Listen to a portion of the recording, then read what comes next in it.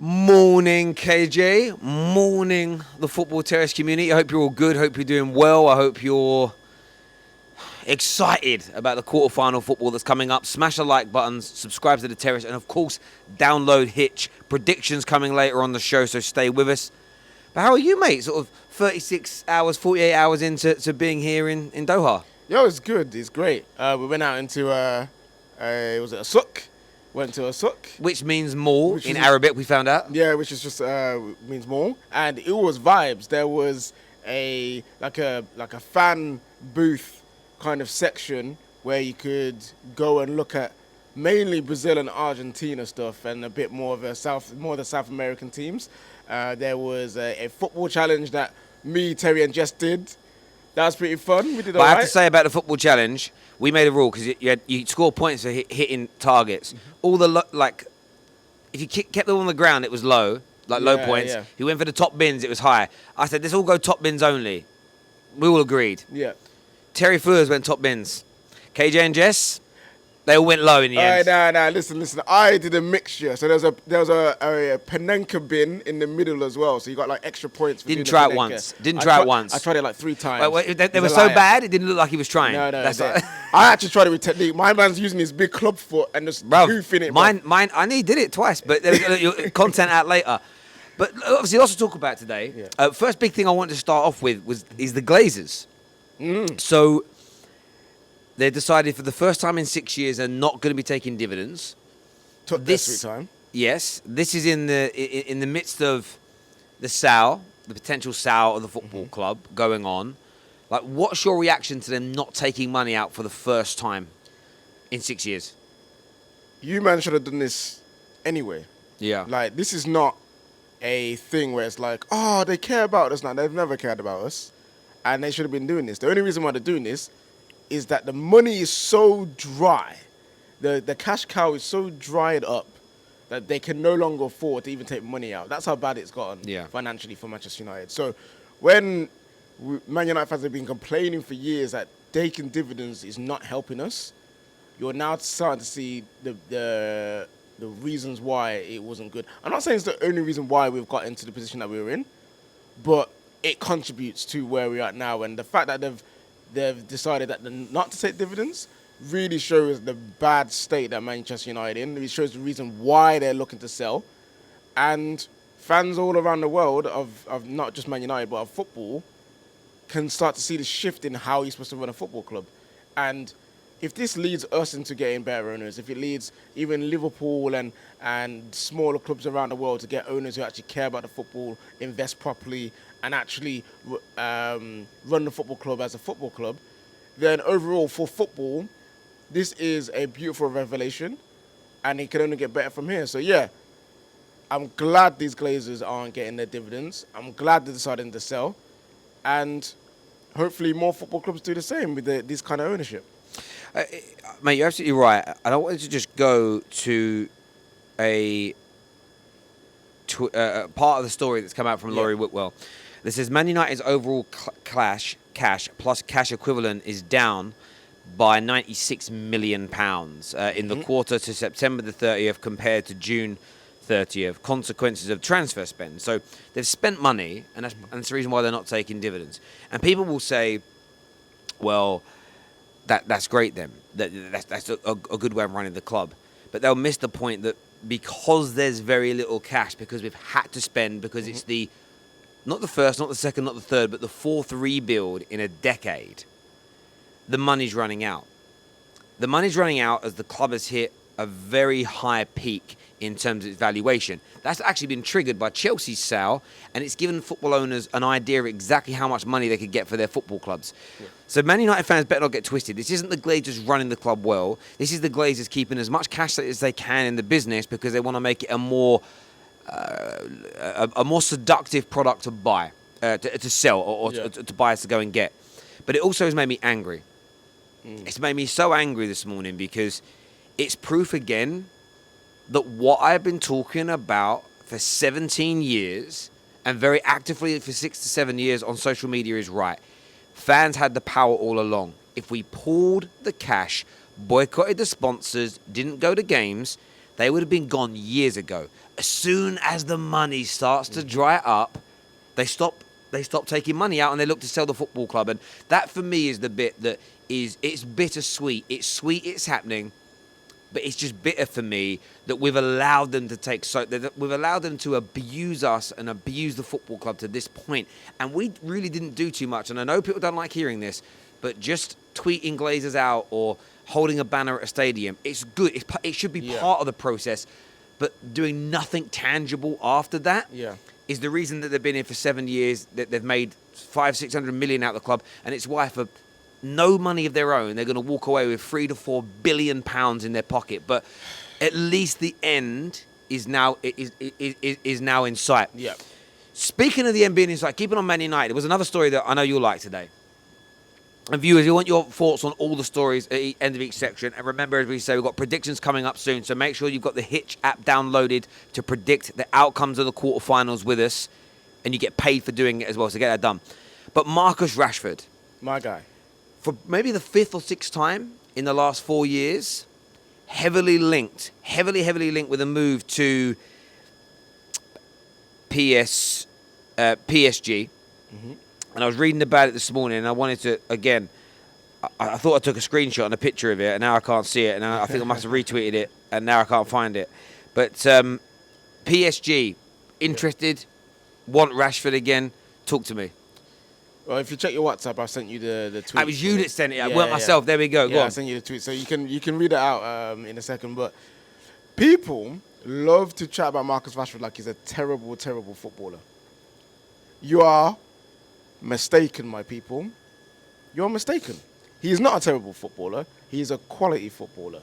Is he the best footballer in the world? No. Can he be? He has to prove it. But the talent is there, and the talent is obvious, not just to supporters of Rashford, but to football people around the world. They see the qualities that you can bring. You can see the potential that he's still got. Remember, he's only just turned 25. He isn't finished. You know what I mean? There's still room left to grow. There's 2 years before his peak. Yeah, so the football people around the world see what Marcus Rashford is, and they're like, actually, that's a bit of me. You know what I mean? If PSG, one of the best clubs in the world, one of the clubs that you would say, they only go after superstars and talented footballers and high IQ technical footballers, that Marcus Rashford wanted by them is an indicator. We've seen it that he's been linked to Barcelona in the past as well. Again, another club you would say only go after a certain kind of player. So I'm happy for Rashford to be linked to PSG, not because I want him gone, but for me, it indicates and it shows recognition to the talent and the ability of this of Marcus Rashford. In the summer, I still get called out for this now. But you wanted Rashford gone. I was like, no, I didn't. I said this. I'm happy he's linked with PSG because it shows there's talent in there. I know there's a player in there. But what we shouldn't have done is given him a new deal without him proving he can get back to his best. There is it's called balance. I know this sounds harsh, but everybody with a functioning brain in 2022 should have balance. Yeah. If you're polarized, then you're just not developing yourself as a human being right. So it was okay. I don't want him going PSG because there's a player there, but we shouldn't just be giving him a new 300 grand a week contract after the 18 months that he had.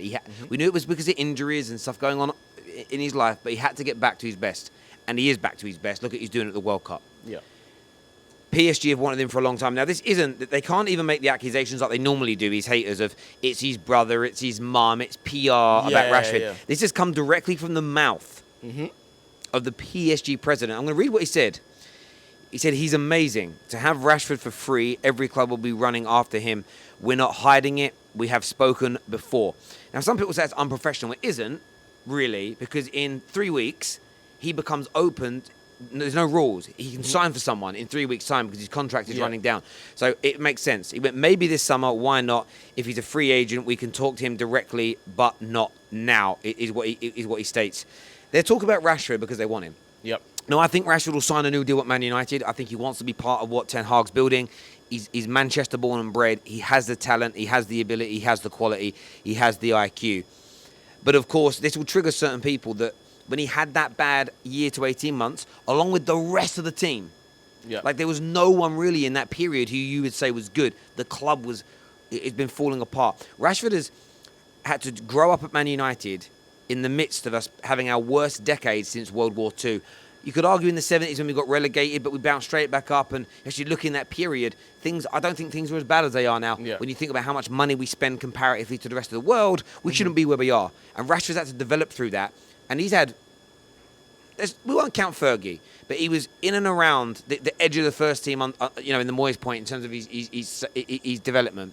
But he's had LVG as his manager, Jose as his manager, Ollie as his manager, Ralph as his manager, and Ten Hag. Man's had 5 managers and he's 25 years of age, and the club's had 4 different projects in those 5 to 6 years. He needs stability the same as anybody else, and I'm proud of the links. But United got get this guy signed up because I said it years ago. Rashford can become a Man United legend.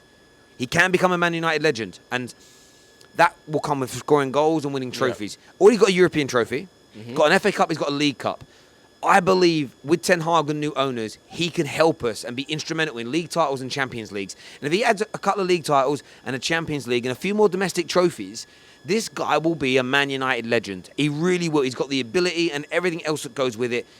Sir Marcus Rashford, sign the thing, brother. Sign the thing. Don't go to PSG. Yes, you'll score more goals there. Easier league. Stay with Man United. That is my message to you, brother. It really is. But viewers, I want your thoughts and your feelings on these new PSG links. Direct PSG links. No cap, no PR. They want him.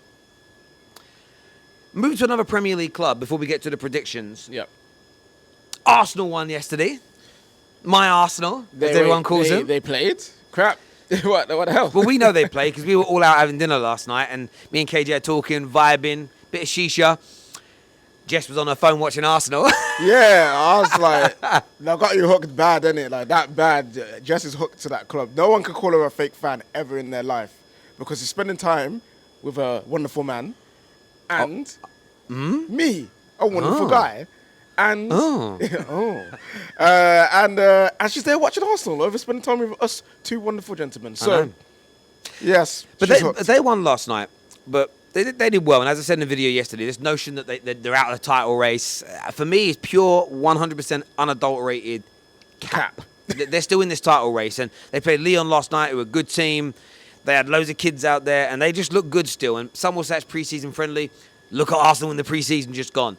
They're doing really good. But have you seen the story this morning about why it's a report as to why Ben White left the camp? Yes, I have. So let me just give the audience the background on this. So according to reports, I'm going to read this out here. Ben White left the England camp early because of an alleged bust-up with the assistant boss, Steve Holland, amid claims the Arsenal star was struggling to mix in with his 3 Lion teammates. What's your thoughts on reading that report? I personally think that that's just a generalization. I think there's more to it. I think there's more nuance to why he got sent home. We've had it many years before where press go after England players during tournaments, and that's fractured the dressing room. It's fractured the team, and it's not been good. So I don't want to sit here as an England fan and sit here and say, Ben White, you're a disgrace, because I don't know what's going on. Right now, the vibes are good. He might have been the guy that was bringing the vibes down, but we don't know that. He might have just not been good enough. You know what I mean? He might have just not fit into the plans, and instead of keeping him there, they're like, I think you should just go home. You know what I mean? Because you're just not going to do anything. So I am taking it with a pinch of salt. I'll wait for more information to come out before I make my final judgment. But if that is true, and he has been disruptive, that is just not a good look for Ben White, because fans already have this kind of iffy nature about him anyway, because his view of football, which I don't personally believe is a problem, because you don't have to love football to be a footballer. But with that, coupled with the way he talks in interviews, the way he talks about football, and now getting sent home from one of the biggest football tournament in the world, it will make fans turn very quickly, I believe. See, I get your take and I understand where you're coming from. Yeah. But for me, I don't believe the report. Yeah.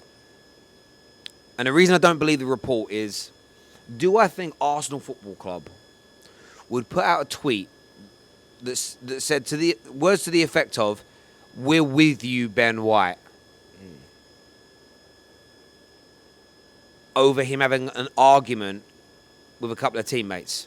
That feels, if Arsenal Football Club have done that, it's embarrassing from their point of view, because the way their tweet and their statement read was, "Oh my God, what's happened?"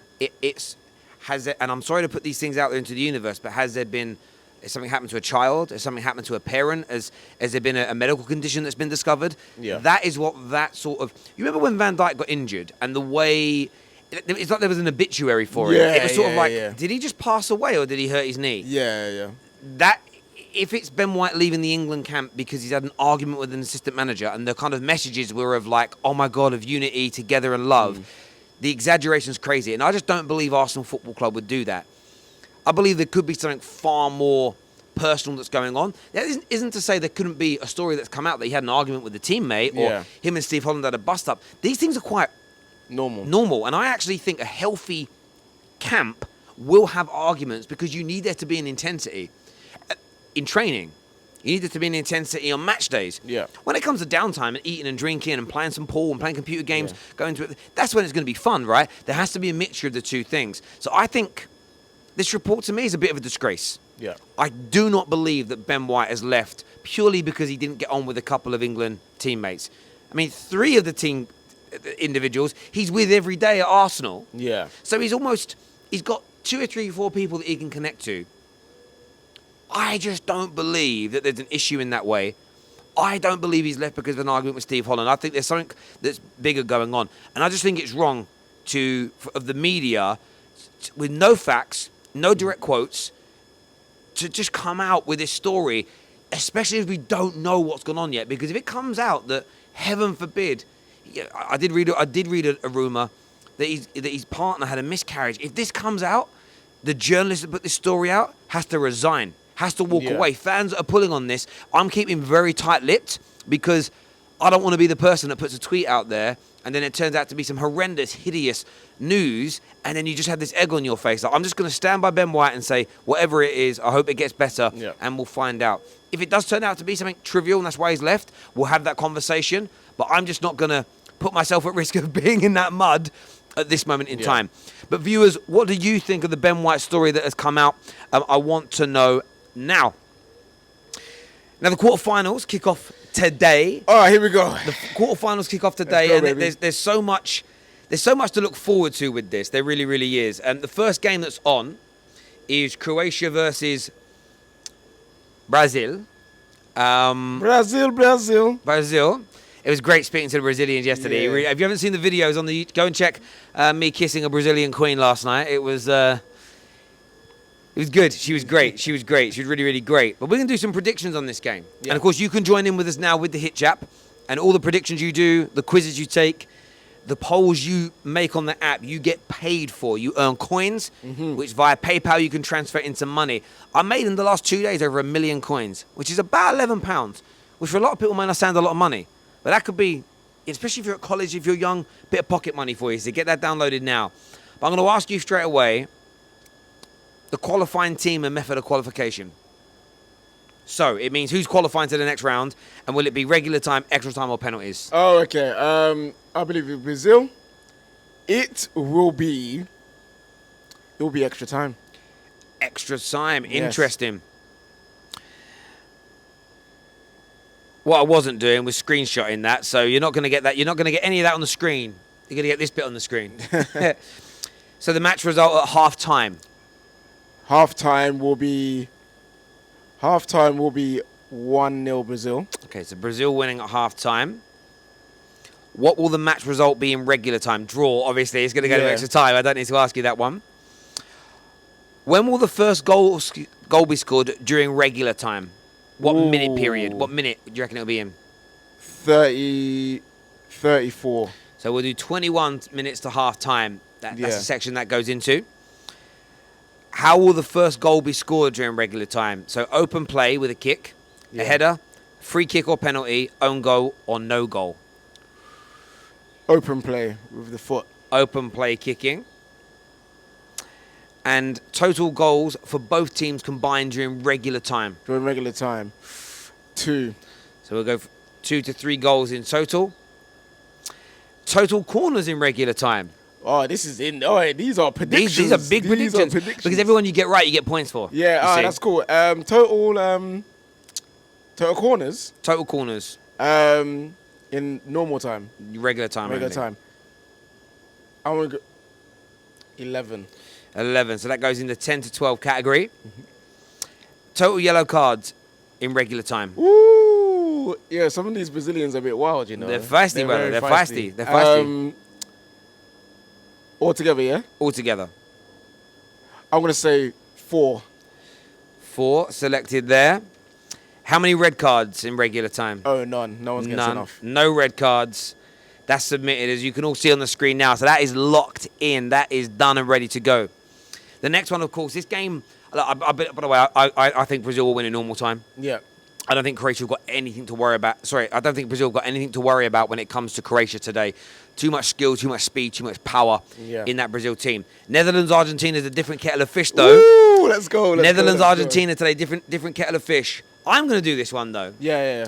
What are you saying, Terry? So you ask me the questions. That probably makes it easier. Hand it over. Here You we can do go, it there. Okay, so who's gonna win? And regular time, extra time, or penalties? I'm going to go regular time. Yeah. Argentina. Ooh. Argentina. Okay. Lionel Messi masterclass on the way. Regular time, yeah? Regular time. Regular time, Argentina. Okay, let's go. Next. What would be the match result at half time? 1-0 Argentina. So Argentina winning. Okay, nice. And then what will be the match result at regular time? What will be the full-time score? I reckon it's going to be 3-1 Argentina. Ooh, that's a big score. I think they're going to score some goals today. When will be the first time? When will be the first goal scored in regular time?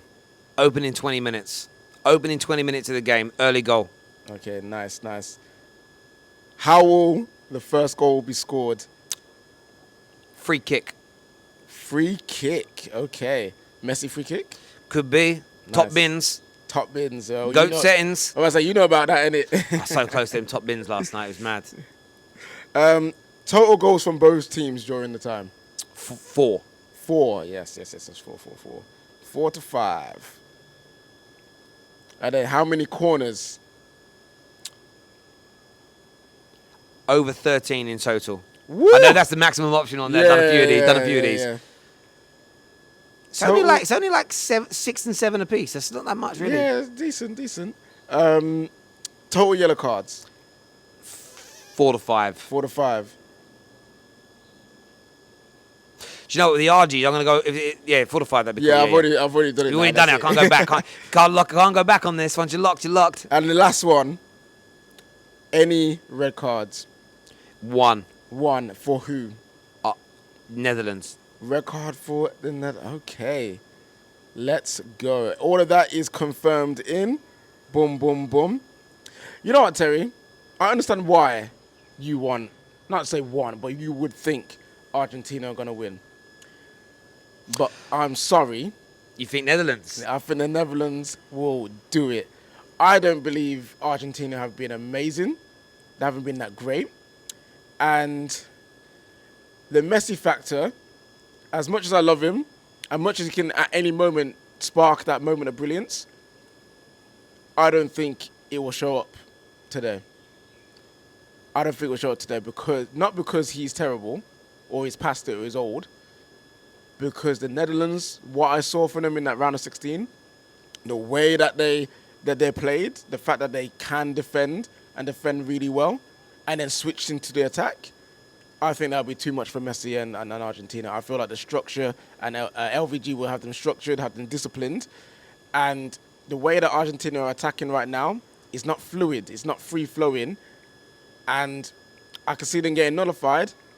And Memphis Depay, Gakpo, I can see them scoring.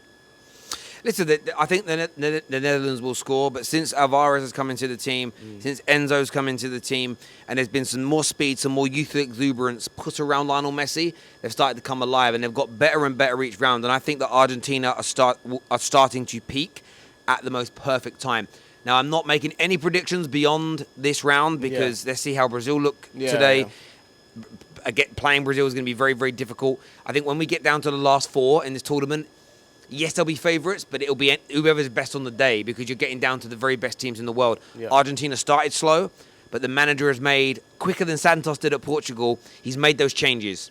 He's made those changes and his team are getting better and better. And I think we're going to see almost a peak point today of this Argentina team. I think that the Netherlands are good. They're hard to break down, but they're going to concede that early goal. And once they concede that early goal and they have to open up later in the second half to try and score, that is when the Alvarez's and the Messis, maybe the Di Maria's coming on from the benches, that's when they're going to exploit them. Bish, bash, bosh. 3-1. LVG locks down that Argentina attack, gets them on the counter, 2-0 to the Netherlands. I like that. It's good. It's great predictions. Viewers, we want yours for both quarterfinals today. Leave us your comments below and let us know what you think is going to happen. But, of course, get it down on the app as well. Download Hitch now. I want to thank them very much for sending us out here to Qatar to make this content. More fan cams and interviews. Did some really fun stuff yesterday, all dropping over the course of the next 24 hours on the Terrace. Check out our socials as well for this.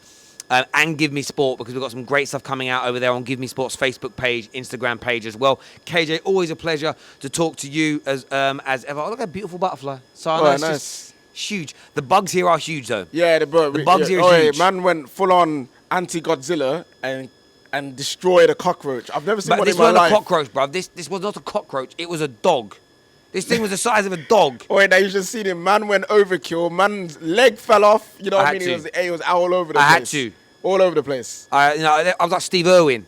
I was on this. Like Crocodile Dundee. No, it's good. It's good. Listen, until next time, people, take care. Goodbye. God bless. And we'll see you all again soon. Thank you.